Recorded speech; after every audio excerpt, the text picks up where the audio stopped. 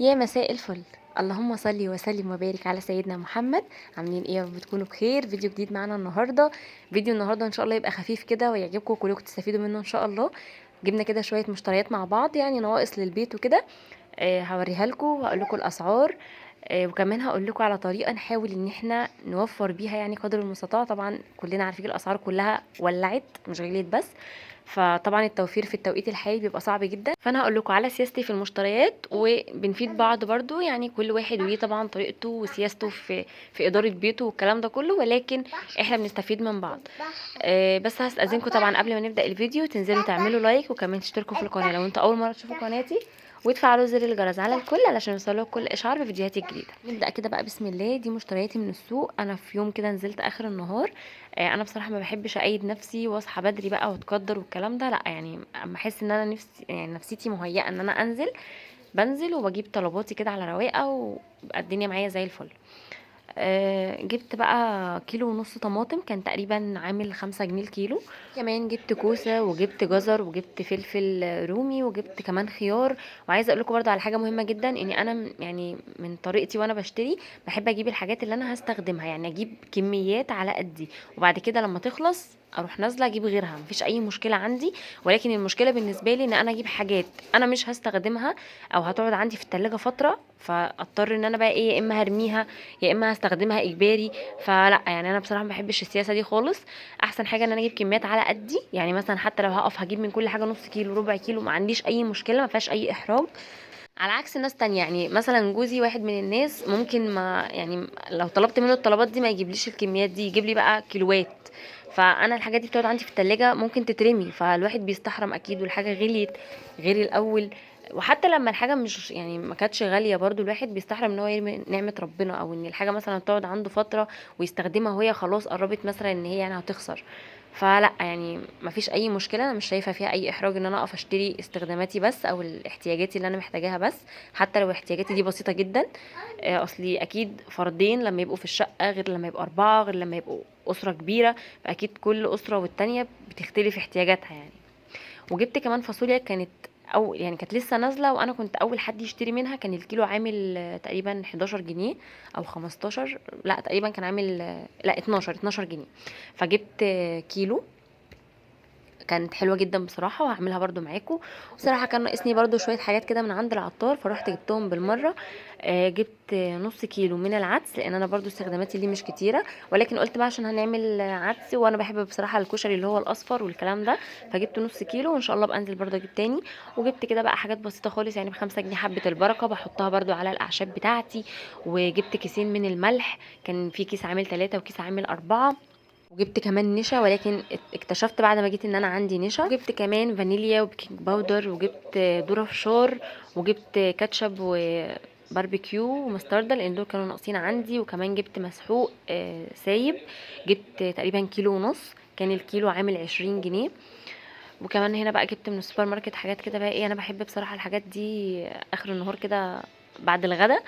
فجبت لي كده كيسين من البسكوت، وجبت كمان كيسين سامبايتس، وجبت زبادي، وجبت كمان شويبس اناناس.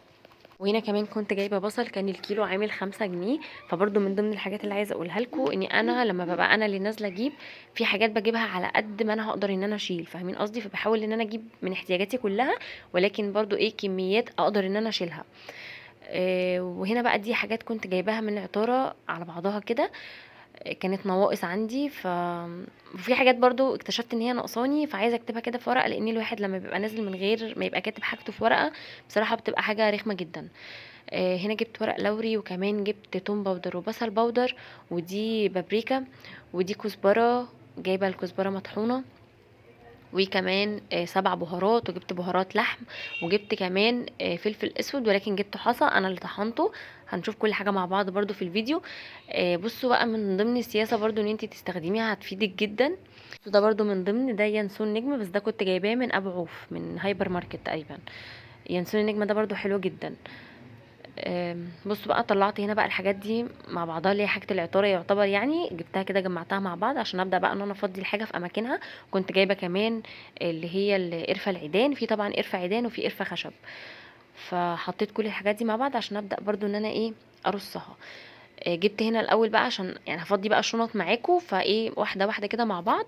جبت اول حاجه الخضار، وجبت الطبق بتاعها. طبعا انتوا عارفين ان انا بحب احط حاجه السلطه كلها في طبق واحد. ما بحبش بقى بصراحه نظام الكياس واقعد ادور فوق وتحت والكلام ده كله. بصراحه بحس كده ان في دوشه في التلاجة على الفاضي يعني. فلا، طبق كده يكون واسع زي ده، وببدا ان انا احط فيه كل حاجه الخضار بتاعتي، اللي هي يعتبر يعني بيبقى اسمه طبق السلطه. فبرصص فيه بقى الحاجه بالشكل اللي انتوا شايفينه ده كده. بصراحه بيبقى شكله كده منظم ومهندم قدامي، وبقدر ان انا اخد كل احتياجاتي، وفي نفس الوقت ببقى عارفه ايه اللي خلص عندي او ايه اللي قرب يخلص وايه اللي لسه متوفر. فالدنيا يعني بتبقى بصراحه منظمه اكتر بالنسبه لي يعني، وبيبقى برده شكله كده مريح للعين. اول ما تفتحي التلاجة بيبقى شكله كده حلو جدا. بس فيعني استخدموا الطريقه دي، صدقوني هتبقى افضل بكتير قوي من برضو المنظمات والكلام ده، بتاخد مساحه. فطبق زي ده هيلملك الدنيا.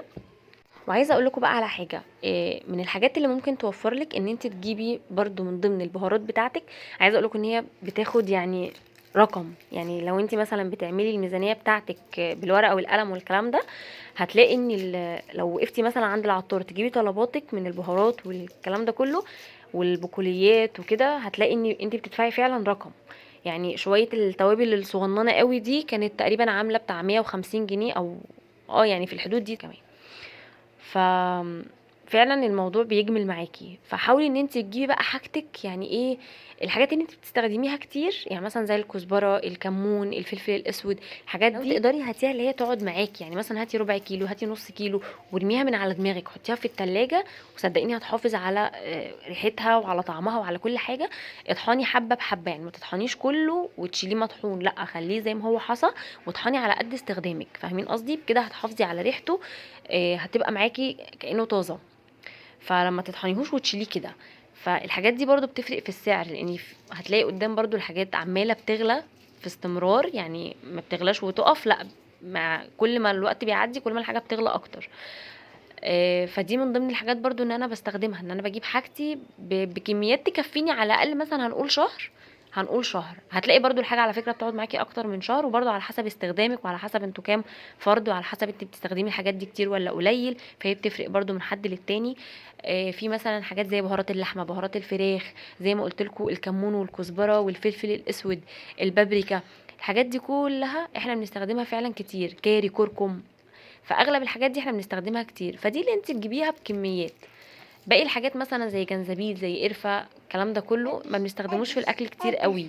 انا بتكلم عن نفسي انا كحد من الناس، ما بستخدمهمش كتير قوي في اكلي. فتلاقوني ما بجيبهمش كتير برضو، بجيب حبه بيقعدوا معايا فتره. صدقوني الموضوع بيختلف. وبرضو امشوا بالطريقه دي في كل حاجه. يعني مثلا عندك الرز، المكرونه، الزيت، السكر، الكلام ده كله.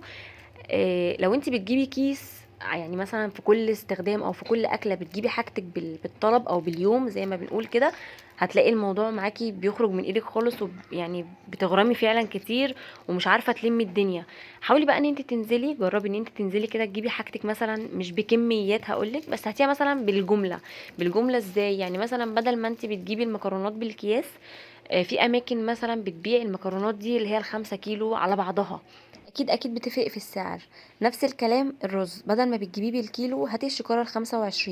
ما فيش مقدره ان انت تجيبي ال25، هاتي ال5 كيلو. صدقيني بتفرق برضو في السعر، وبتفرق ان هي بتقعد معاكي، يعني هتشيليه من على دماغك. وانت بتعملي كده تقسيمتك مثلا في مصاريفك الشهريه وكده، هتبقي انت الشهر الجاي هتلاقي نفسك وفرتي فلوس الرز بتاعت الشهر ده. فاهمين قصدي؟ يعني هو هيتضاف على مصاريف زياده للشهر اللي قبله، ولكن الشهر اللي بعد كده هتلاقي ان الدنيا معاكي بدأت تخف بقى. لو انت استخدمتي السياسة دي في كل طلباتك، الخضار بتاعك بدل ما انت بتجيبيه مثلا يوميا تبعتي ابنك هاتلي مش عارف ايه وايه ايه وايه استخدامات مثلا الطبيخ اللي انت هتعمليه، لا انزلي هاتي حاجتك بالاسبوع. هتلاقي الموضوع برضو فرق معاكي. الزيت والسكر دول طبعا من الاساسيات. لو انت عندك تموين الموضوع بيفرق معاكي جدا. حاولي مثلا الشهر ده هاتي سكر بس، الشهر اللي بعده هاتي زيت بس. ففي شهر انت هتضغطي فيه سواء بقى من المصاريف او في الطلبات او كده، ولكن الشهر اللي بعده واللي بعده ده هتلاقي الدنيا سهله معاكي جدا جدا، وهتلاقي نفسك وفرتي وكسرتي قرش. نرجع بس للفيديو اقول لكم عملت ايه كده سريعا. طبعا انا بدات طلعت الخضار معاكم ورصيته في الطبق. بعد كده طلعت الفاصوليا والكوسه، قلت انضفهم واشيلهم على طول كده في وقتها، علشان انا بحب ان انا اشيل الحاجه تكون طازه، ما سيبهاش يعني لغايه ما تدبل، بعد كده انضفها واشيلها. دول طبعا انا هشيلهم في الفريزر. عايزه اقول لكم ان انا اصلا عندي فاصوليا في الفريزر، والكوسه دي انا عملتها تقريبا بعدها بيوم على طول، يعني فوتت يوم ورحت طبخاها. هي عملت معايا كيس واحد لان انا كنت جايباها بصراحه على قد اكله، يعني انا كنت جايباها وعارفه ان انا هعملها هطبخها، فجبت على قد اكله واحده بس بالظبط. اول حاجه كده طبعا غسلتها كويس، بعد كده قطعتها. طبعا بتقطعها زي ما انت عايزه، انا اللي كانت صغيره بقطعها كده زي ما انتم شايفين، وبعد كده اللي بلاقيها كبيره بقسمها اتنين، وفي ناس بتقطعها مكعبات، فاللي يريحك الشكل اللي يعجبك يعني اعمليه. وبعد كده شلتها في اكياس، وبرده الفاصوليا هكذا غسلتها كويس جدا، وبعد كده بدات ان انا نضفتها وقطعتها، بس طبعا قطعتها وانا قاعده لاني مش هقف اقطع كيلو وانا واقفه. فقطعتها وبعد كده شلتها في اكياس زي ما انتوا شفتوا كده، وطلعت منها كل الهواء وربطتها وشلتها في الفريزر. قطعوا معايا كيسين بالظبط، والحبه الصغننين اللي كانوا موجودين دول انا شلتهم هضيفهم على شوربه خضار. نيجي هنا بقى بدات كده طلعت باقي الحاجات بقى، قلت احط كل حاجه كده في مكانها. الذره الفشار كانت قربت عندي تخلص، فرحت ضايفاها كده بقى في البرطمان على طول. وهنا جبت برطمان اكبر شويه للعدس الاصفر، لاني كان عندي حبه كده صغننين، وفي نفس الوقت البرطمان اللي انا بحط فيه مش هيكفي نص كيلو اللي انا جايباه، فضفت كله كده بقى على بعضه في برطمان اكبر شويه. وزي ما قلت لكم ان شاء الله هبقى اجيب تاني. زي طبعا ما احنا متفقين في الخطوه دي، وانتي بتشوفي كده الحاجات اللي ناقص عندك وبتضيفي المشتريات اللي انتي جايباها، خلي جنبك ورقه وقلم. كل ما تكتشفي ان انتي في حاجه ناقصه عندك او في حاجه مش موجوده او حاجه قربت تخلص، ابدأي ان انت تكتبي في الورقه بتاعتك من ضمن الحاجات يعني اللي انت هتنزلي وتجيبيها، فاهمين قصدي؟ عشان تبقي عارفه ايه اللي ناقص عندك وايه اللي انت محتاجه ان انت تجيبيه. وهنا بقى بدأت كده لميت البرطمانات الفاضيه عندي، اللي هي احجامها يعني صغيره شويه، علشان خاطر ايه اضيف فيها الحاجات اللي هي البسيطه قوي، عشان بس ايه ما تاخدش عندي يعني حيز ومساحه، وهي اصلا يعني مش مستاهله اصلا. كان عندي شويه قرفه كده صغننين خالص، حطيتهم وحطيت عليهم اللي انا كنت جايباهم. ممكن بقى يعني تجيبي على قد استخداماتك، هي طبعا استخداماتها مبتبقاش كتير قوي، غير لو هتعملي مثلا رز بسمتي، لو هتعملي قرفه باللبن في الشتاء بقى والكلام ده، فدي استخداماتها بالنسبه لي يعني. فهاتي بقى على قدك، ب10 جنيه، ب15، ب5 اللي انت عايزاه. وبعد كده حطيت هنا برضو القرنفل اللي هو النجم ده، حطيته في برطمان صغير، والتاني حطيت فيه اللي هي حبة البركة. برضو استخداماتها بالنسبة لي بتكون بسيطة جدا ومحدودة، في ان انا مثلا احطها على حتة جبنة، او لو هحطها مثلا مع الاعشاب بتاعتي. وبعد كده جبت الكوباية بتاعتي دي، انا طبعا بحط فيها بقى ايه الحاجات كده بقى اللي هي بتبقى متنطورة في الضرفة، زي مثلا الخميرة، البيكنج باودر، الفانيليا، ريحة الكعك، الكلام ده كله بحطها في الكوباية دي عشان بس ما تتوهش معايا في الضرفة. وبعد كده جبت هنا كريم شانتيه برضو جبته، ده تقريبا جبت الخام بيبقى اغلى شويه من اللي هو المحلى. انا بصراحه كنت قايله له اني انا عايزه ربع كيلو، ولكن هو ملقاش وقتها غير اللي كان موجود، يعني هما الحبه دول اللي انا جبتهم كانوا اخر حاجه، فقلت له هاتهم.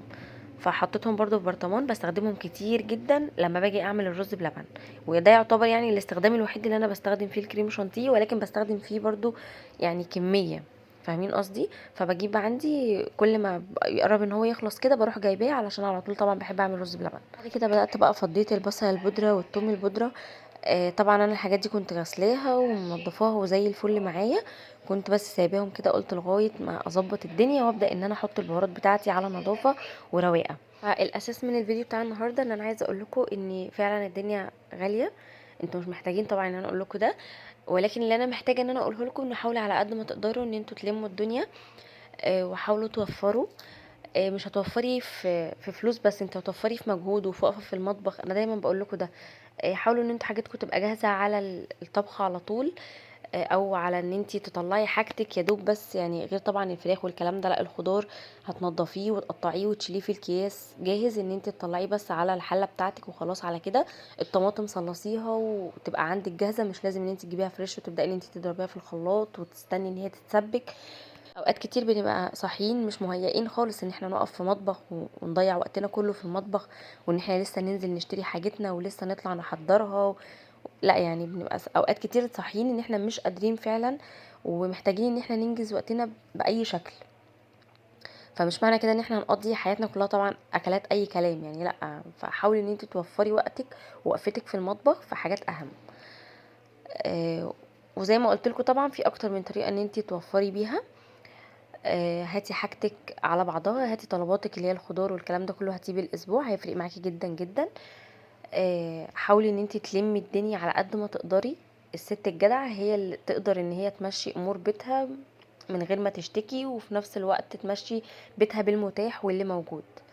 فاساسي ان الواحده تبقى واقفه في ظهر جوزها طبعا. وفعلا الايام دي يعني الدنيا صعبه جدا، وربنا يعين الناس كلها يا رب ويسترها مع الناس كلها. يعني اعظم حاجه انا شايفه ممكن ان الواحده تقدمها دلوقتي لبيتها ان هي تمشي امور بيتها بالمتاح، وتبقى يعني مستوره معاها، دي اهم شيء. يعني بجد يبقى برافو.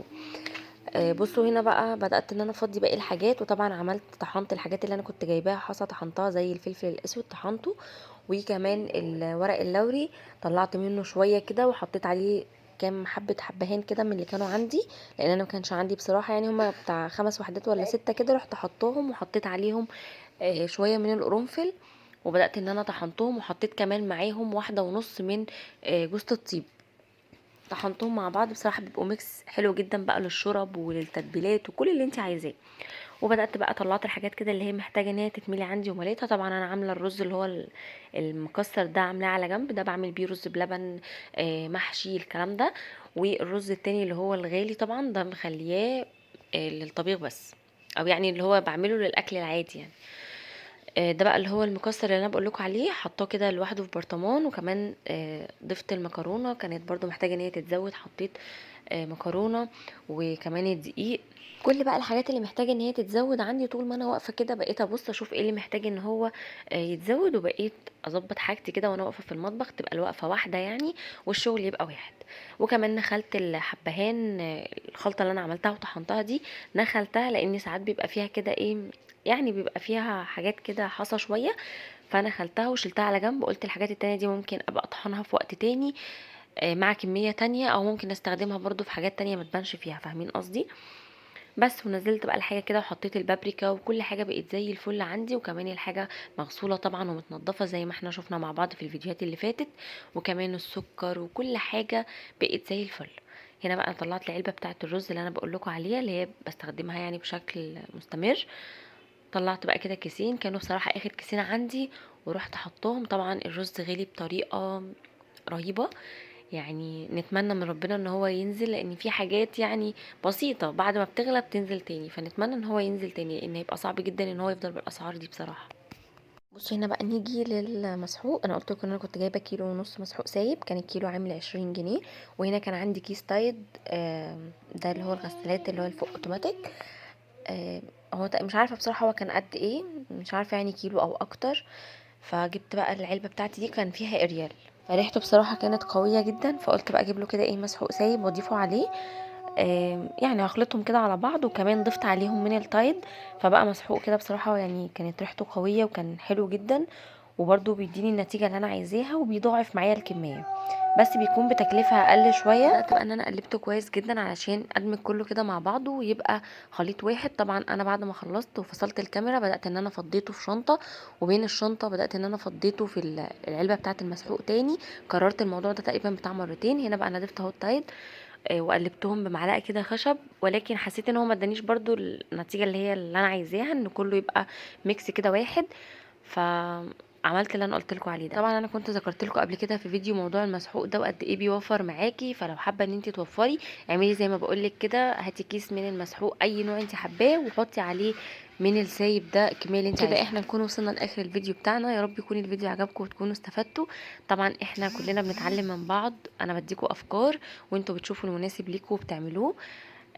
لو وصلتوا معايا لغايه هنا اتمنى ان انتوا تعملوا لايك، وكمان تشتركوا في القناه لو انتوا اول مره تشوفوا قناتي، وتفعلوا زر الجرس على الكل علشان يوصلكوا كل اشعار بفيديوهات جديده، واستنوا مني فيديو جديد.